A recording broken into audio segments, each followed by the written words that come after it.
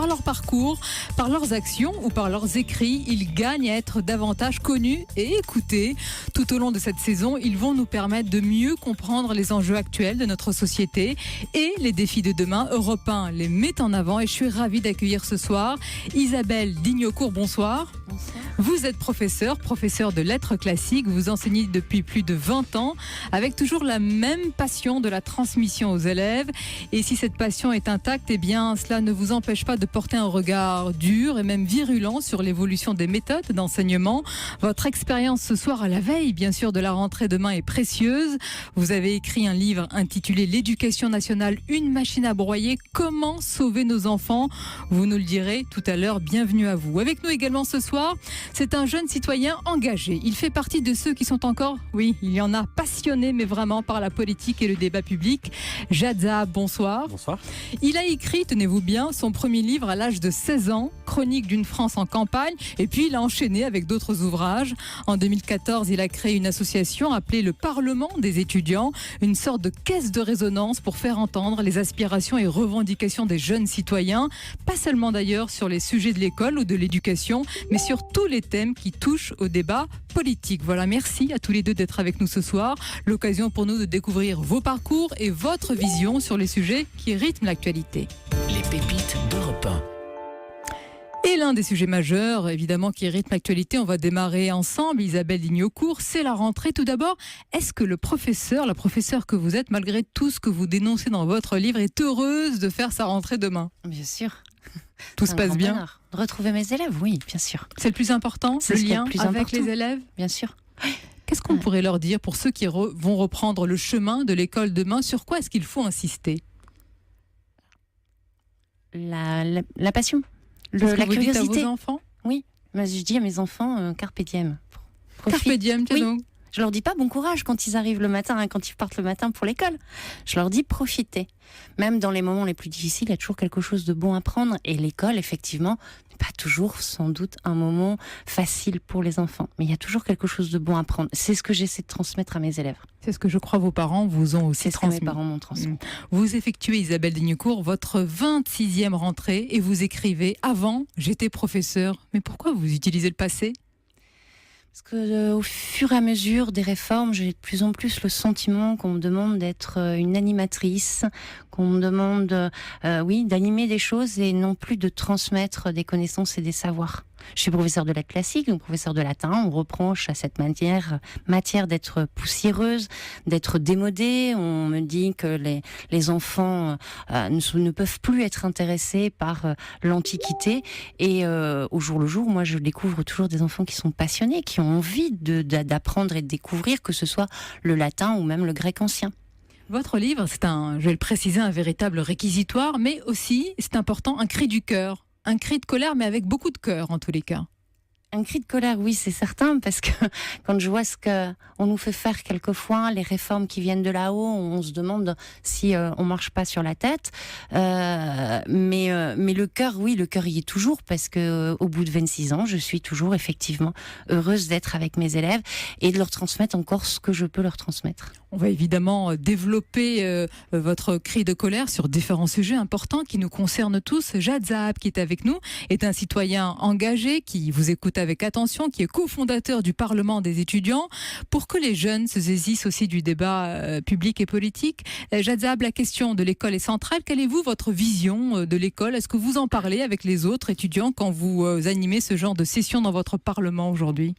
Je crois que la première chose qui nous touche à toutes et tous, jeunes citoyens, c'est l'importance de l'école dans le dispositif d'une société. On est tous conscients et on a tous la chance, quels que soient nos horizons, d'aller à l'école. Et le consensus qui existe entre tous les jeunes étudiants et disons les collégiens et les lycéens, même certains qui participent à nos activités, c'est que l'école est une chance. Et par rapport à ce que vous disiez tout à l'heure, moi j'aurais dit aux jeunes, soyez contents d'aller apprendre. Parce que déjà, il y a des pays dans lesquels... Vous étiez l'élève parfait. Hein. Je suis sûre que vous prépariez tout le soir, vous étiez content de partir et tout à l'école. Ça m'est arrivé de on préparer en avance. On n'est pas tous pareils. Hein, oui. Mais disons que c'est un regard qu'on a tous, on est tous...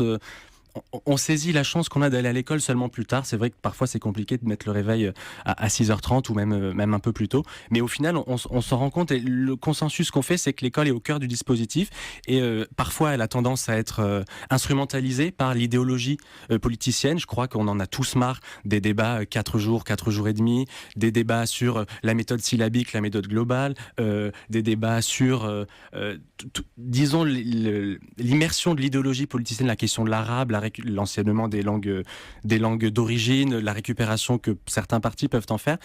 Nous, ce qu'on dit, et je crois que c'est un constat que peut-être vous partagez, c'est que il faut qu'en France, on arrive à avoir un débat sur l'école dépolitisé au sens des idées pour remettre ce que nous on appelle la société civile, mais les enseignants et les élèves au cœur du processus.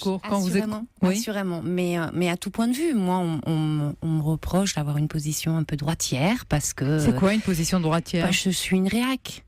Aux yeux de vos collègues, certains collègues vous ont dit pas tous, heureusement. Non, aux yeux de certains de vos collègues, bien sûr. Aux yeux de certains collègues, effectivement, parce que j'ose dire qu'il y a des choses qu'on faisait avant qui étaient très bien. Pourquoi on a arrêté de les faire ? Il y a des choses qu'on fait maintenant, l'utilisation de l'outil numérique, des choses comme ça, qui sont formidables. Il faut le faire.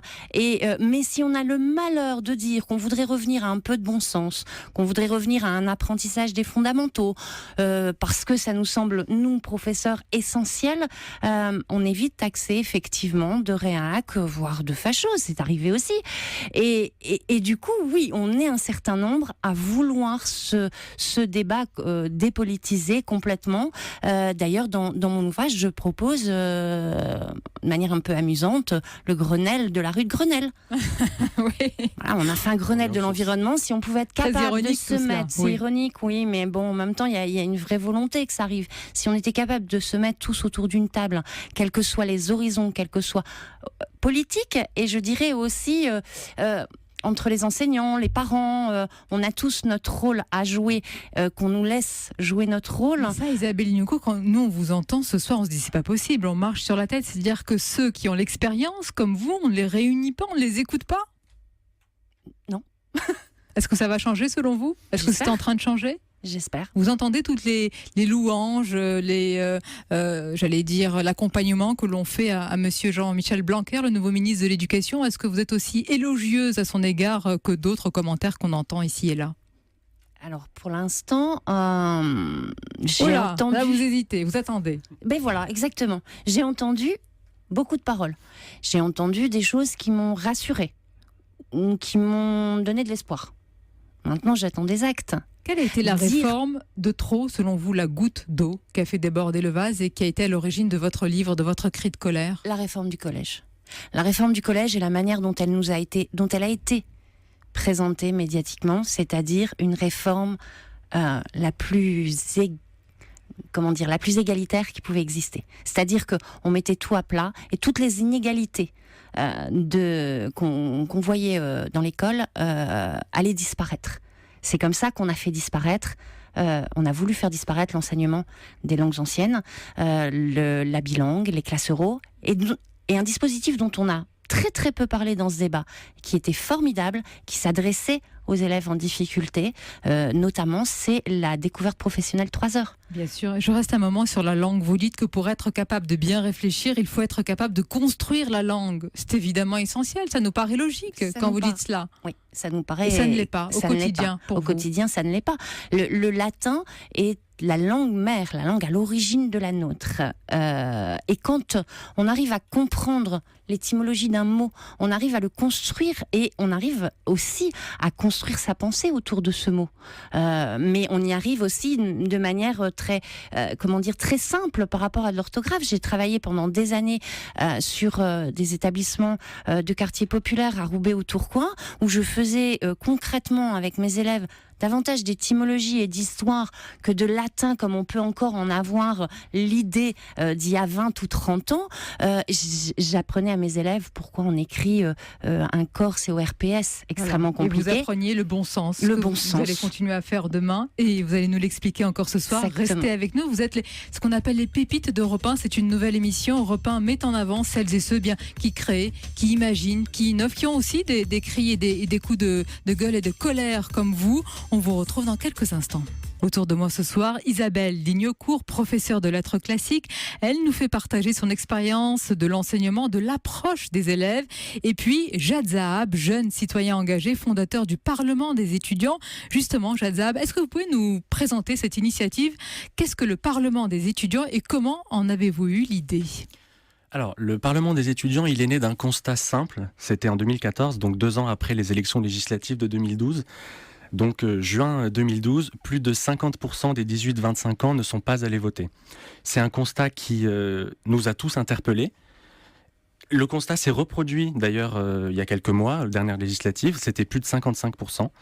Donc, il y a quelque chose à faire là-dessus, parce que si les jeunes ne s'intéressent pas à leur propre pays, c'est qu'il y a forcément un enjeu pour les décideurs politiques. Donc ça, notre idée était de porter ce message en disant, regardez, si les jeunes ne sont pas allés voter, c'est que sans doute, vous aussi, vous avez une responsabilité. Donc sur la base de cela, on s'est rendu compte que ce fameux fossé dont on nous parle entre les citoyens et les politiques, il est peut-être même plus important chez les jeunes parce qu'il y a une incompréhension du fonctionnement institutionnel. Donc en fait, le Parlement des étudiants, c'est entre guillemets très simple, c'est encourager la participation des jeunes à la vie politique, mais comme on est dans un système organisé, on ne peut pas simplement aller manifester, c'est très bien.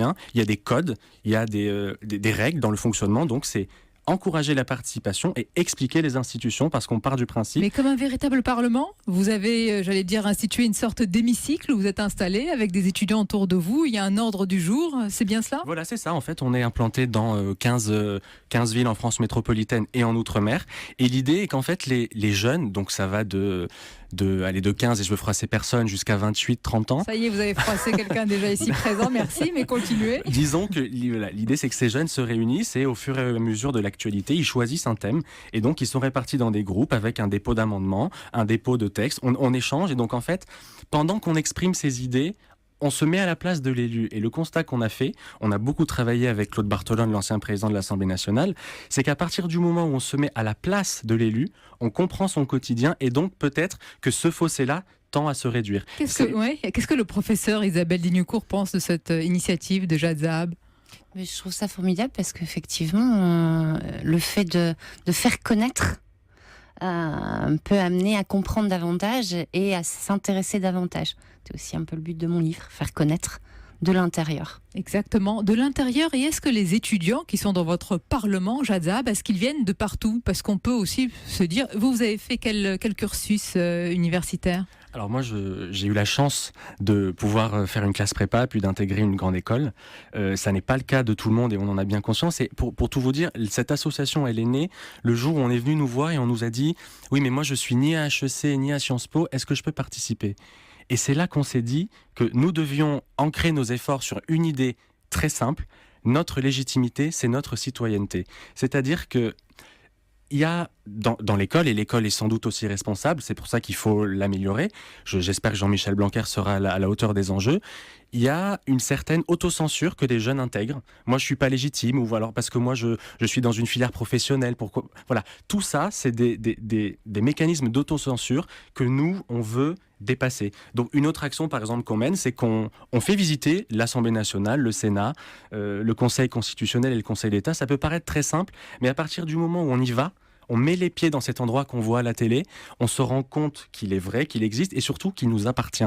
Et c'est ça aujourd'hui qu'il faut rappeler à nos élus, c'est que s'ils sont là où ils sont, c'est pas pour eux-mêmes, c'est pas grâce à eux-mêmes, c'est pour la communauté citoyenne et par la communauté citoyenne. C'est important de le rappeler, mais plus on vous écoute depuis tout à l'heure, c'est le discours que vous portez d'un jeune citoyen engagé, c'est aussi un discours qui est très politique. Pourquoi est-ce que vous ne vous êtes pas engagé là ces derniers temps, ces derniers mois ? On peut dire qu'il y a eu une respiration politique où des jeunes, ou en tous les cas des personnalités venues de différents horizons, ont pu se présenter. Pourquoi pas vous ?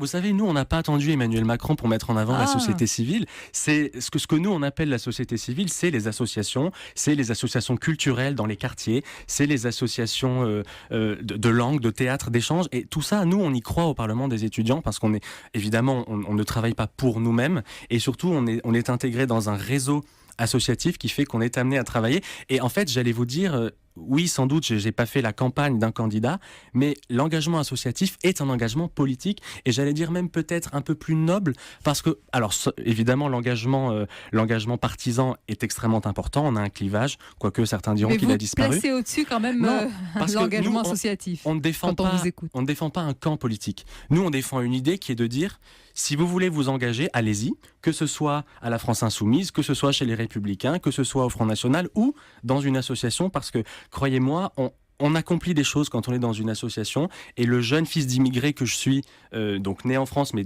franco-libanais, est fier de pouvoir dire qu'en France, quand on a une idée, ne serait-ce politique, et qu'on ne connaît personne, qu'on n'est pas fils d'ambassadeur, on peut y arriver, on y arrive. Alors c'est très long, c'est très difficile, mais il faut y croire, et moi c'est le message que je porterai aux jeunes, c'est de leur dire, si vous avez une idée, vous êtes à l'école, allez-y, même si c'est un concert à la fin de l'année ou une fête de la merguez, pourquoi pas, allez-y. Quelle bonne idée. Voilà, non, mais c'est le temps n'est peut-être plus adapté, mais voilà, disons que les idées comptent, et croyez-y. Isabelle Lignecourt, professeur, quand vous entendez ce genre de discours de la part de Jad Zahab et d'autres, il y en a qui ont fondé avec lui ce Parlement des étudiants, c'est vraiment un éveil, un réveil à la citoyenneté. Est-ce qu'il y a de plus naturel et normal ensuite pour le cursus de l'enfant, de l'élève qui deviendra le citoyen?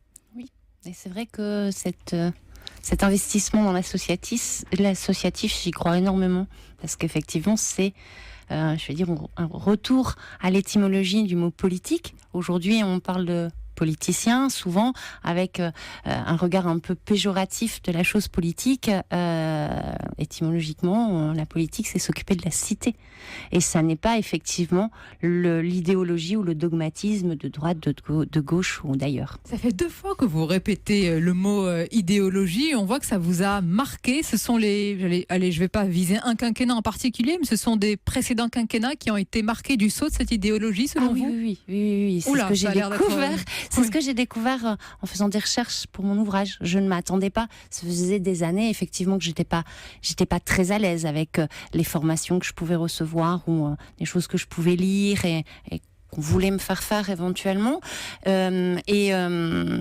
Cette dernière réforme m'a fait prendre conscience, parce que j'ai creusé, j'ai cherché, j'ai creusé, j'ai cherché, et j'ai découvert des textes qui dataient d'il y a bien longtemps, et qui effectivement reprenaient ce qu'on nous a fait faire. Donc des textes qui dataient d'il y a 20 ans et qu'on voulait nous faire maintenant. Et donc il y a une forme. Et là j'ai dit non, stop. Voilà. Et j'ai enfin compris qu'il fallait dire non. Enfin, j'ai enfin compris pourquoi je résistais. Et donc maintenant, je dis non, stop. Et vous allez continuer à nous en parler, cette forme de résistance, entre guillemets, vous l'appliquez au quotidien avec vos élèves. Et Jad Zahab, c'est aussi une forme de résistance, cette citoyenneté qui est affichée, revendiquée.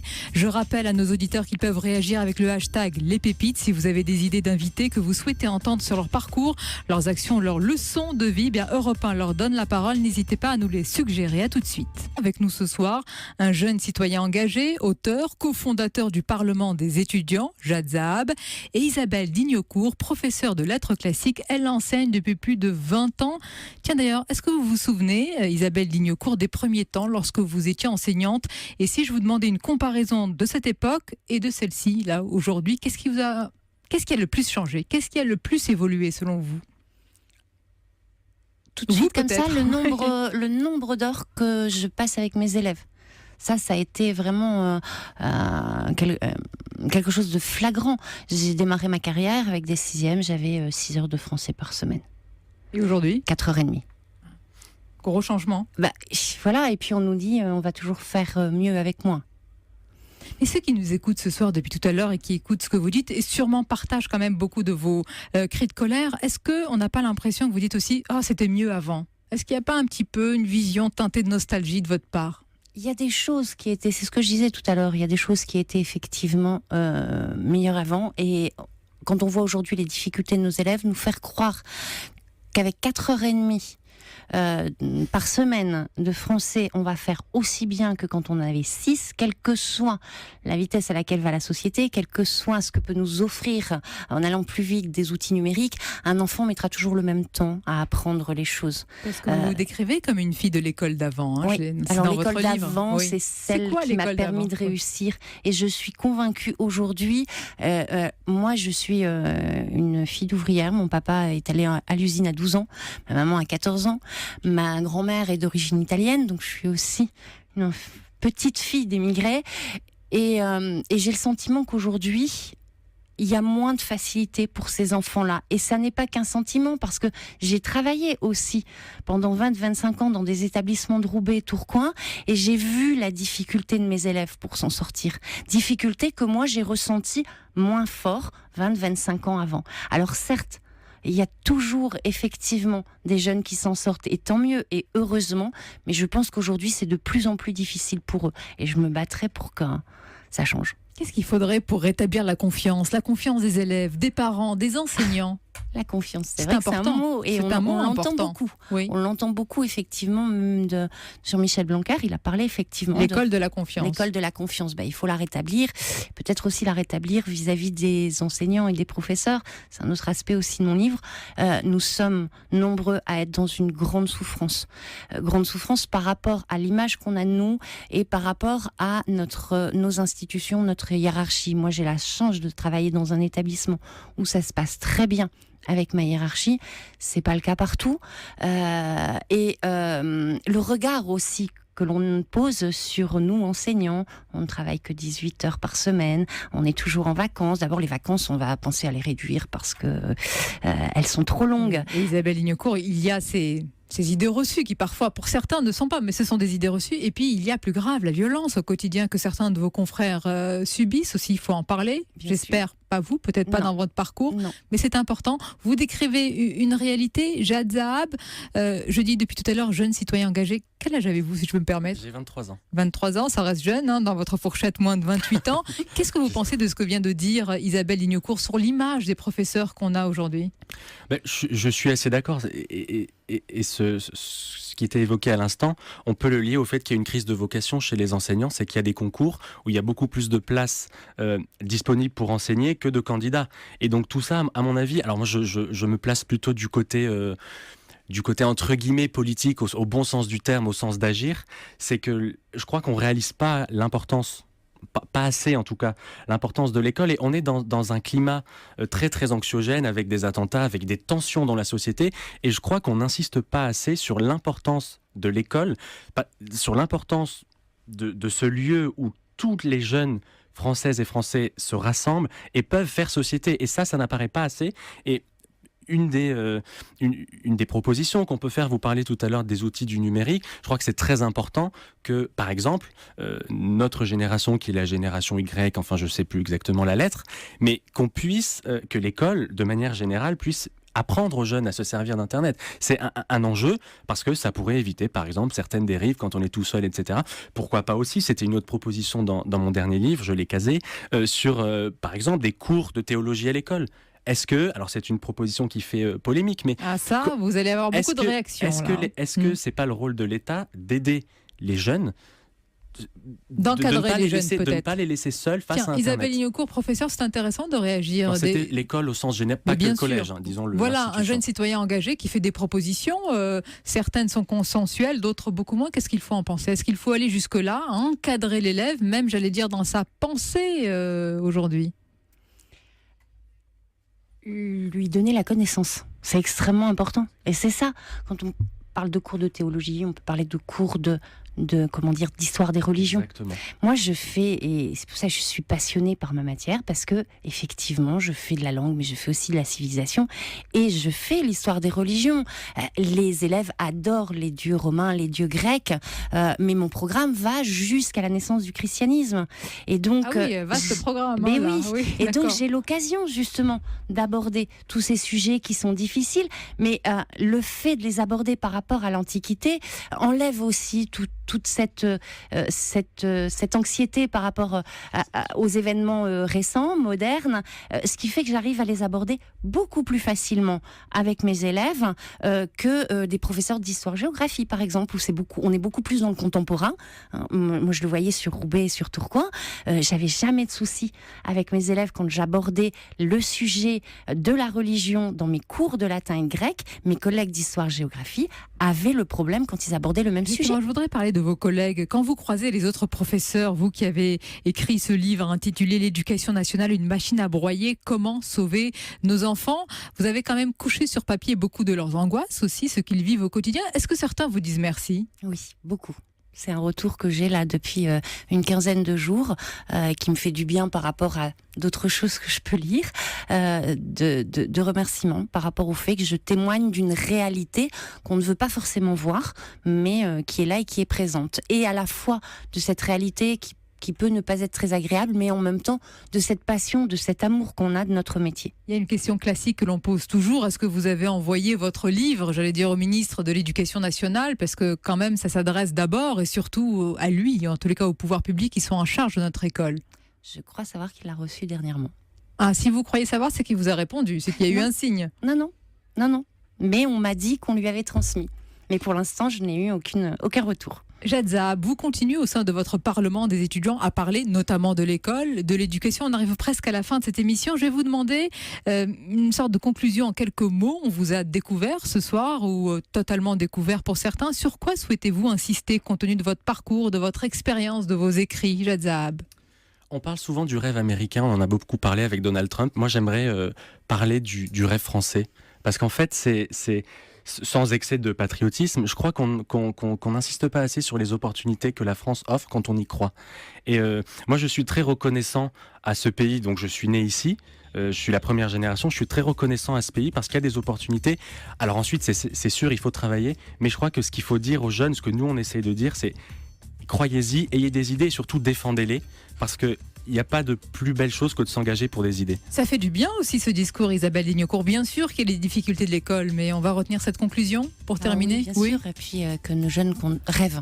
Merci à vous tous, ça c'est une belle conclusion rêvée. Merci Jad Zahab et Isabelle Lignocourt. Bonne rentrée à vous. Quant à moi, je vous retrouve sur Europe 1 tous les dimanches, 18h-20h. Première partie, c'est le débat des grandes voix. Et puis à partir de 19h30, nous aurons le plaisir de partir à la découverte de nouveaux profils et de nouvelles personnalités. Merci de nous avoir suivis.